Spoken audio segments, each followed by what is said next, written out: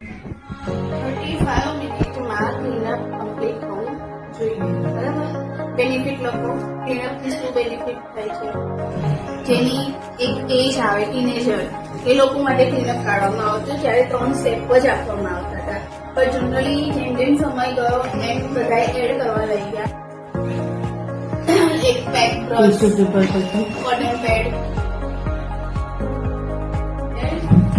એક વાર, 2 વાર, ડાઉન ટુ અપ, ઉપરથી નીચે જશે. બરાબર? 2, 3, 4, બરાબર. અપલિફ્ટિંગ એટલે ઉપરની સાઈડ આવી રીતે લેવાનું. કેટલી વાર? 1 થી 9. 1 વાર, 2, 3.